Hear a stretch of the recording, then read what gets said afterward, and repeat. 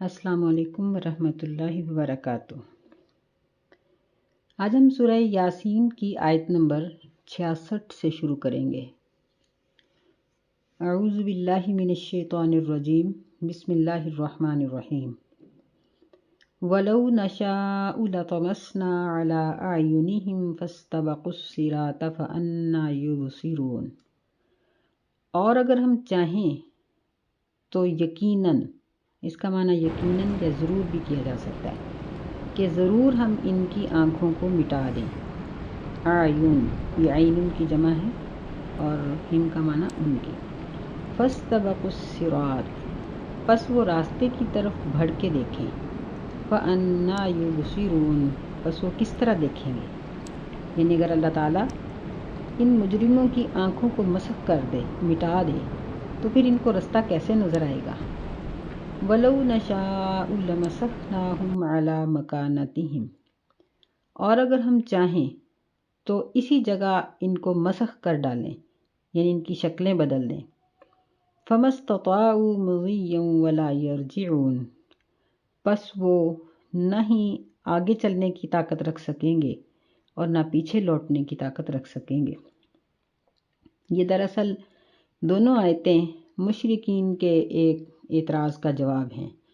پچھلی آیات میں اللہ تعالیٰ نے یہ ذکر کیا ہے کہ قیامت کے دن جب ہٹ درم اور ضدی لوگ اللہ تعالیٰ کے سامنے اکڑ جائیں گے اور اپنے قصور نہیں مانیں گے، تو بالآخر اللہ تعالیٰ ان کے لیے حجت قائم کرتے ہوئے، دلیل قائم کرتے ہوئے ان کی زبانوں کو بند کر دے گا اور ان کے جسم کے باقی اعضاء بولیں گے۔ تو یہاں یہ اعتراض پیدا ہوتا ہے کہ اگر اللہ تعالیٰ کی طاقت اور قدرت اتنی وسیع ہے، اتنی زبردست ہے کہ وہ قیامت کے دن مجرمین کے ہاتھوں پیروں کو بلا سکتا ہے، تو وہ دنیا میں ان کو گناہ سے کیوں نہیں روکتا؟ تو اس کا جواب اللہ تعالیٰ نے یہ دیا ہے کہ اللہ فرماتے ہیں کہ ہماری طاقت اس قدر ہے کہ ہم ان کی آنکھوں کو پھوڑ ڈالیں، آنکھوں کی نظر چھین لیں، تو پھر یہ رستہ کیسے دیکھیں گے؟ یا ان کی شکلیں ہی بدل دیں، ان کو بندر بنا دیں، خنزیر۔ تو یہ واقعات ہو چکے ہیں۔ یہ تو اللہ تعالیٰ کا رحم و کرم ہے کہ اللہ تعالیٰ ہر مجرم کے ساتھ یہ سلوک نہیں کرتا، ورنہ سوچیں کہ دنیا میں کوئی بھی صحیح الاضاء انسان چلتا پھرتا نظر ہی نہ آتا، کیونکہ گناہ تو نیک لوگوں سے بھی ہو جاتے ہیں۔ بڑے بڑے نیک لوگ کوئی نہ کوئی گناہ کر لیتے ہیں۔ گناہوں سے معصوم تو صرف انبیاء علیہم السلام ہوتے ہیں، تو پھر دنیا میں کوئی بھی انسان صحیح الاضاء نظر نہ آتا، بلکہ ایسے ہی یعنی اپنے اپنے گناہوں کی وجہ سے ان کے اعضاء ضائع ہو چکے ہوتے۔ تو پھر دوسری یہ بات ہے کہ اگر ایک مرتبہ کوئی عضو ضائع ہو جاتا اور مجرم دوبارہ وہ گناہ کرتا تو پھر اس کا کیا بنتا؟ تو اس لیے اللہ تعالیٰ نے دنیا میں ان کے لیے مہلت رکھی ہے۔ تو مطلب یہ ہے کہ مہلت کا معنی یہ نہیں کہ اللہ ان کو سزا دینے سے عاجز ہے، نہیں، بلکہ اللہ تعالیٰ ان کو سزا دینے پر پوری قدرت رکھتا ہے، لیکن وہ فوری ان کو سزا نہیں دیتا کہ شاید یہ توبہ کر لیں، مہلت دیتا ہے توبہ کے لیے۔ وَمَن نُعَمِّرْهُ نُنَكِّسْهُ فِي الْخَلْقِ، اور جس کو ہم لمبی عمر دیتے ہیں اس کو ہم تخلیق میں، بناوٹ میں الٹا کر دیتے ہیں۔ افلا یعقلون، کیا پس وہ عقل نہیں کرتے؟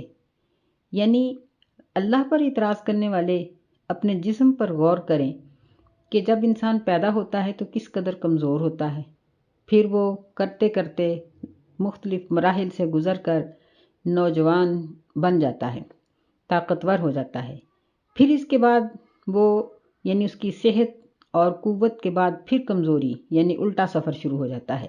نُنَكِّسْهُ فِي الْخَلْقِ، یعنی اس کی جو دنیا کی زندگی ہے اس کا سفر الٹا ہو جاتا ہے کہ اب وہ عروج کے بعد پھر وہ یعنی کمتری کی طرف لوٹ رہا ہوتا ہے، زوال کی طرف لوٹ رہا ہوتا ہے۔ تو انسان کی یہ بدلتی ہوئی مختلف حالتیں کیا اس کو اس بات کا یقین نہیں دلاتی کہ اللہ ہر کام پر قادر ہے؟ جو اس انسان کی صحت، اس کی جوانی، اس کے بڑھاپے اور اس کی موت پر قدرت رکھتا ہے، وہ مجرم کو پکڑنے پر بھی قدرت رکھتا ہے۔ وَمَا عَلَّمْنَاهُ الشِّعْرَ وَمَا يَنبَغِي لَهُ، اور ہم نے نہیں سکھایا نبی صلی اللہ علیہ وسلم کو شعر اور نہ ہی یہ اس کے لائق ہے۔ ان ہوا الا ذکر و قرآن مبین، یہ نہیں ہے مگر نصیحت، سراسر نصیحت ہے، اور قرآن ہے یہ بیان کرنے والا۔ لِيُنذِرَ مَن كَانَ حَيًّا وَيَحِقَّ الْقَوْلُ عَلَى الْكَافِرِينَ، تاکہ یہ یعنی نبی صلی اللہ علیہ وسلم اس قرآن کے ذریعے ڈرائیں ان لوگوں کو جو زندہ ہیں، من کان حیًّا یعنی جس کا دل زندہ ہے۔ ویسے تو زندہ انسان سے ہی گفتگو ہو سکتی ہے، لیکن بہت سے زندہ انسان ایسے ہیں جو اللہ کے نزدیک مردوں سے بدتر ہیں، تو ایسے شخص کو ڈرائے جس کا دل ایمان کی روشنی سے منور ہے، جو ایمان کی زندگی جی رہا ہے۔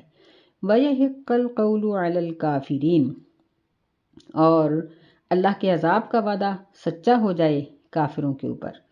یعنی اب اللہ کی قدرت ذکر کرنے کے بعد نبی صلی اللہ علیہ وسلم کا تذکرہ ہوا، کیونکہ ایمان دونوں چیزوں سے مرکب ہے، توحید اور رسالت۔ دونوں میں سے اگر ایک چیز ہو اور ایک نہ ہو، توحید ہے رسالت نہیں، یا رسالت کا اقرار ہے لیکن توحید کا اقرار نہیں، تو وہ بندہ مسلمان نہیں ہو سکتا۔ دونوں چیزیں ضروری ہیں۔ پھر کفار مکہ کا یہ کہنا کہ نبی علیہ السلام شاعر ہیں، تو اللہ تعالیٰ نے اس کی تردید فرمائی۔ نبی صلی اللہ علیہ وسلم عبد المطلب کے خاندان سے تھے، اور عبد المطلب کے خاندان کا ہر فرد بچہ بچہ شاعر تھا، یعنی فی البدی شاعر تھے۔ یہ لوگ لڑتے تو لڑائی جھگڑے میں شعروں کے اندر ہی لڑائی جھگڑا کر لیتے تھے، ایک شعر وہ پڑھتا ایک وہ پڑھتا ایک وہ پڑھتا، فی البدی۔ یعنی اللہ تعالیٰ نے ان کو اتنی شاعرانہ صلاحیت دے رکھی تھی، لیکن اس کے باوجود نبی صلی اللہ علیہ وسلم کو کوئی شعر بھی کہنا نہیں آتا تھا۔ بعض جنگوں پر یا بعض موقعوں پر کچھ جملے نبی علیہ السلام سے اس طرح کے نقل کیے گئے ہیں جن کو دیکھنے میں شعر کہا جا سکتا ہے، لیکن شعراء کے جو اوزان ہیں وہ اس کے اوپر پورے نہیں اترتے، جس سے معلوم ہوتا ہے کہ نبی علیہ السلام نے کبھی بھی کوئی شعر نہیں کہا تھا۔ تو فرمایا کہ شعروں کے اندر تو بہت بناوٹ ہوتی ہے، اس کا حسن اور کمال تو جھوٹ پر مبنی ہوتا ہے۔ شعر کے اندر تو مبالغہ آرائی ہوتی ہے اور صرف خیالی بلند پروازی ہوتی ہے، پھر اسی طرح فرضی نکتہ آفرینی ہوتی ہے، یعنی اس میں حقیقت نہیں ہوتی بلکہ ساری بناوٹ ہی بناوٹ ہوتی ہے، جبکہ قرآن مجید تو حقیقت پر مبنی ہے۔ جو کچھ قرآن کہتا ہے یا جس سے منع کرتا ہے وہی ہماری زندگی ہے، اور اب دنیا اس بات کا اقرار کرتی ہے کہ قرآن کے بتائے ہوئے تمام اصول درست ہیں۔ یہی تو وجہ ہے کہ کافر نے قرآن کے اخلاق کو اپنایا اور کامیاب ہوا، اور اس نے اسلام کو ترک کر دیا۔ مسلمان نے اسلام کا اقرار تو کیا، لیکن اس نے قرآن کے اخلاق کو چھوڑ دیا اور ذلیل ہو گیا۔ فرمایا ان ہوا الا ذکر، یہ تو سراسر نصیحت ہے اور قرآن ہے بیان کرنے والا، تاکہ وہ زندہ دل لوگوں کو ڈرائے، اور جو کافر ہیں ان کے اوپر اللہ کے عذاب کا وعدہ حق ہو گیا۔ اولم یروا انا خلقنا لهم مما عملت ایدینا انعاما، کیا وہ نہیں دیکھتے کہ بے شک جو ہم نے ان کے لیے پیدا کیے ہیں چارپائے، انعامن چارپائے، مما عملت ایدینا جن کو ہمارے ہاتھوں نے بنایا ہے، فہم لہا مالکون پس وہ اس کے مالک ہیں۔ یعنی اللہ تعالیٰ نے جانوروں کو پیدا کیا اور پھر انسانوں کو ان کی ملکیت عطا فرمائی۔ اس آیت مبارکہ میں اللہ تعالیٰ نے انسان کے ساتھ اپنی ہمدردی کا ذکر کیا، اپنی رحمت کا ذکر کیا ہے، اور انسان کی آپس کی ہمدردی کا ذکر کیا ہے کہ اللہ رب العزت نے خود جن جانوروں کو اور جن چیزوں کو پیدا کیا ان کی ملکیت انسان کو عطا فرمائی۔ وَذَلَّلْنَاهَا لَهُمْ فَمِنْهَا رَكُوبُهُمْ وَمِنْهَا يَأْكُلُونَ، اور ہم نے اس کو ان کے لیے انسانوں کے لیے مطیع کر دیا۔ فَمِنْهَا رَكُوبُهُمْ، بس ان میں سے بعض پر وہ سواری کرتے ہیں، وَمِنْهَا يَأْكُلُونَ، اور اس میں سے بعض کا گوشت کھاتے ہیں۔ وَلَهُمْ فِيهَا مَنَافِعُ وَمَشَارِبُ أَفَلَا يَشْكُرُونَ، اور ان کے لیے یعنی انسانوں کے لیے ان جانوروں کے کاروبار میں منافع ہے، ومشارب، اور پینے کی چیز یعنی دودھ حاصل ہوتا ہے۔ کیا پس وہ اب بھی شکر نہیں کرتے؟ یعنی اللہ تعالیٰ کی کمال قدرت اور انسان کے اوپر رحمت ہے کہ اللہ تعالیٰ نے جن چیزوں کو خود پیدا فرمایا ان کی ملکیت انسان کو عطا فرمائی، پھر ان جانوروں میں اللہ تعالیٰ نے اطاعت رکھی کہ ہم دیکھتے ہیں کہ کس طرح انسان ایک اونٹ کی نکیل کو پکڑ کر اٹھاتا اور بٹھاتا ہے، بڑے بڑے بھینسوں کے اوپر وہ منوں کے حساب سے مال لاد لیتا ہے، اتنی بڑی بھینس کا دودھ دو لیتا ہے۔ بکریاں اور یہ سب جانور انسان کے لیے گوشت اور دودھ مہیا کرتے ہیں، تو فرمایا کہ یہ ان کے کاروبار کے لیے اللہ تعالیٰ نے بنایا اور ان کو دودھ بھی حاصل ہوا، کیا اب بھی وہ اللہ کے شکر گزار نہیں ہیں؟ وَاتَّخَذُوا مِن دُونِ اللَّهِ آلِهَةً لَعَلَّهُمْ يُنصَرُونَ، اور انہوں نے اللہ کے سوا اور معبود پکڑ رکھے ہیں تاکہ ان کی مدد کی جائے۔ لا يستطيعون نصرهم وهم لهم جند محضرون، وہ ان کی مدد کی طاقت نہیں رکھتے بلکہ وہ ان کے لیے جندن لشکر ہوں گے قیامت کے دن حاضر کیے ہوئے۔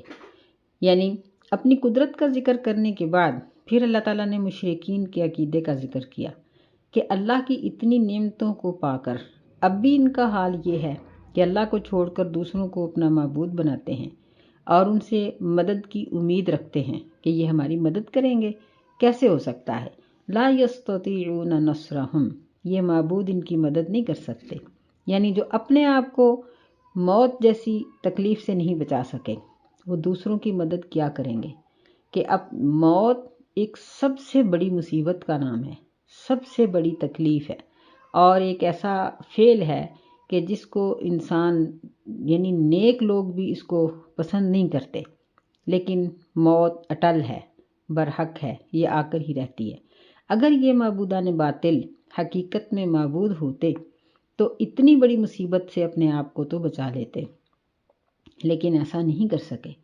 فرمایا وَهُمْ لَهُمْ جُنْدٌ مُحْضَرُونَ، اور یہ تو ان کے لیے لشکر ہوں گے حاضر کیے ہوئے، یعنی اتنے ان کے معبود ہیں کہ وہ قیامت کے دن ان کے لیے لشکروں کی صورت میں حاضر ہوں گے۔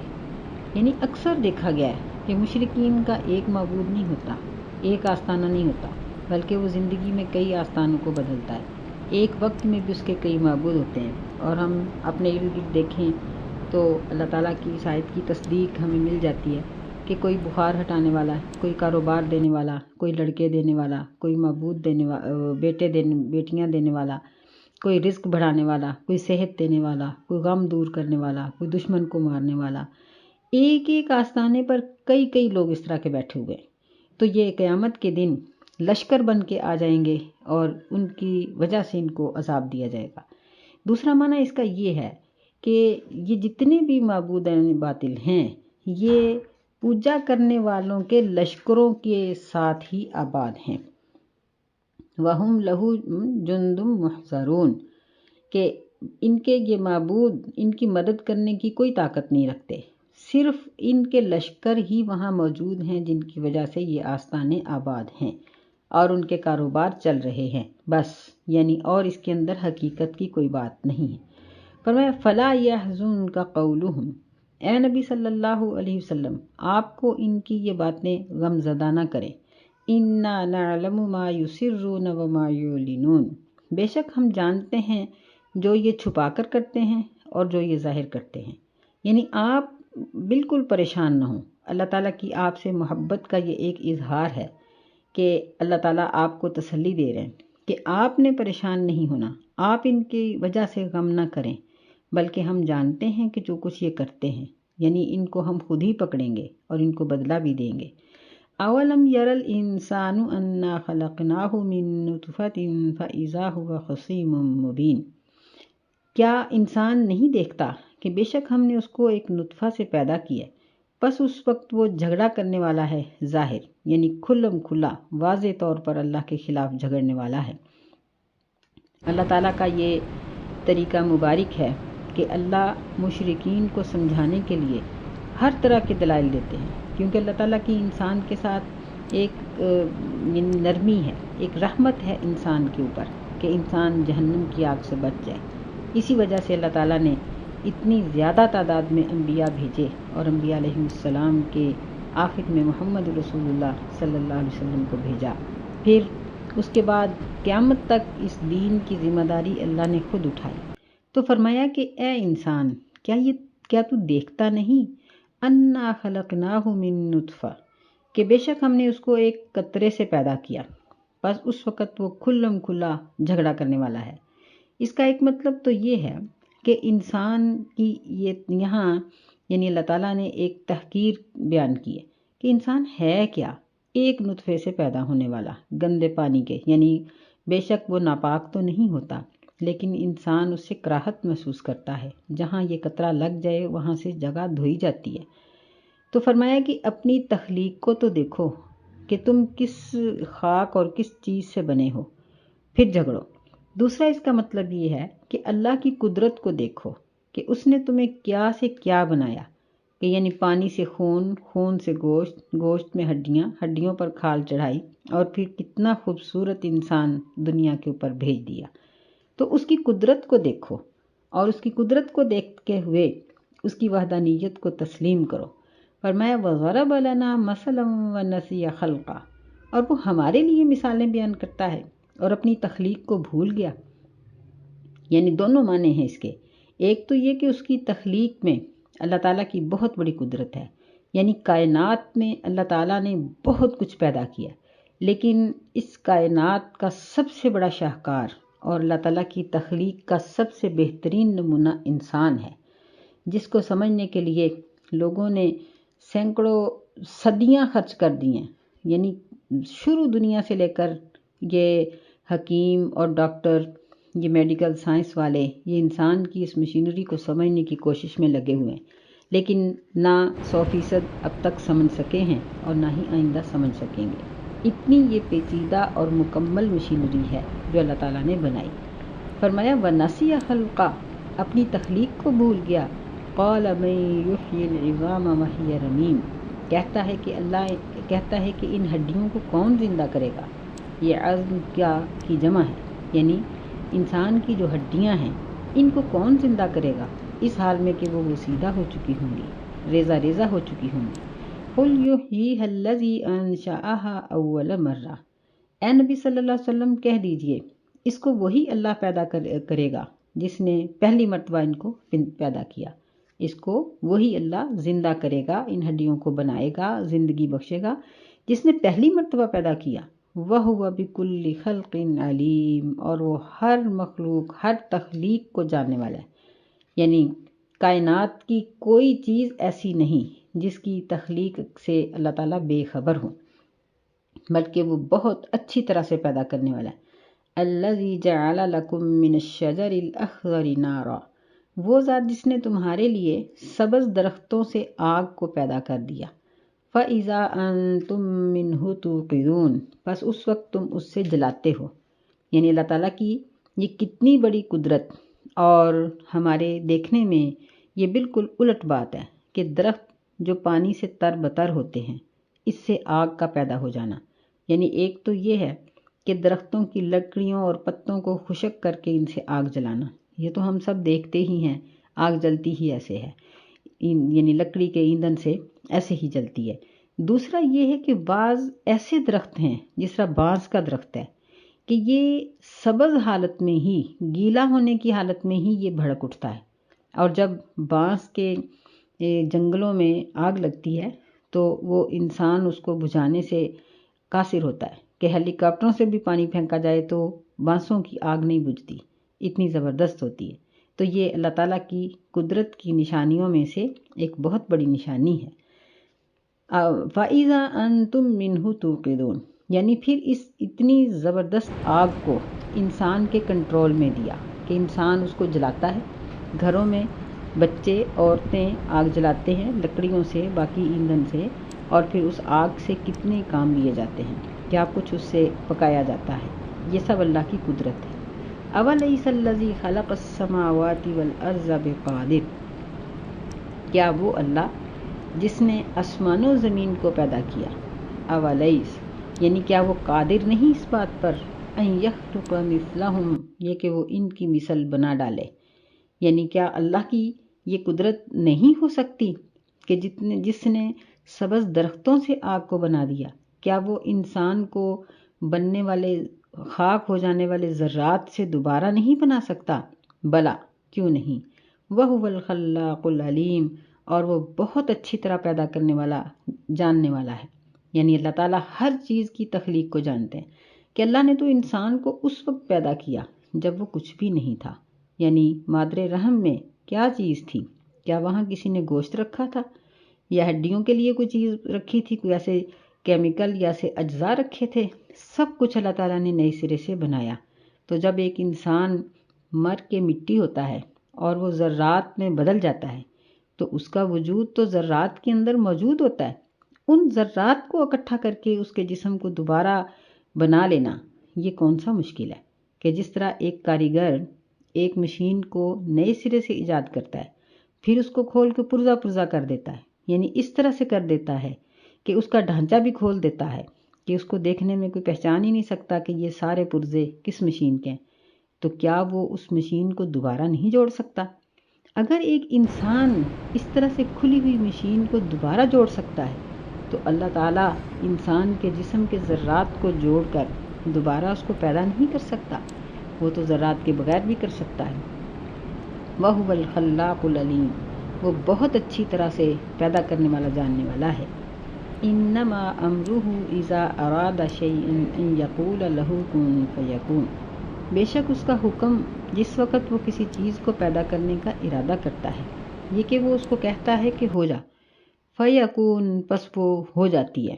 یعنی جس کام کے کرنے کا بھی ارادہ اللہ تعالیٰ فرماتے ہیں تو اللہ صرف اس کو حکم دیتے ہیں اور اس کے حکم سے، اس کے لفظ کن سے وہ کام ہو جاتا ہے۔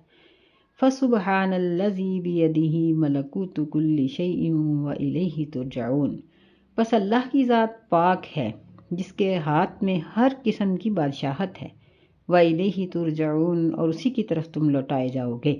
یعنی اللہ تعالیٰ نے اس سورہ مبارکہ کو اپنی تعریف پر ختم کیا، یعنی حرف مقطعات سے شروع کیا اور اپنی تعریف پر ختم کیا، اور اس میں اللہ تعالیٰ نے یہ بات ذکر کی کہ تم اسی اللہ کی طرف لوٹائے جاؤ گے، اور کسی شخص کو بھی یہ اپنی مرضی استعمال کرنے کا اختیار نہیں ہوگا کہ وہ جائے یا نہ جائے، نہیں، ہر شخص طوعاً و کرہاً اللہ ہی کے سامنے اکٹھا ہوگا اور حشر کی طرف ہی وہ قیامت کے بعد روانہ ہو جائے گا۔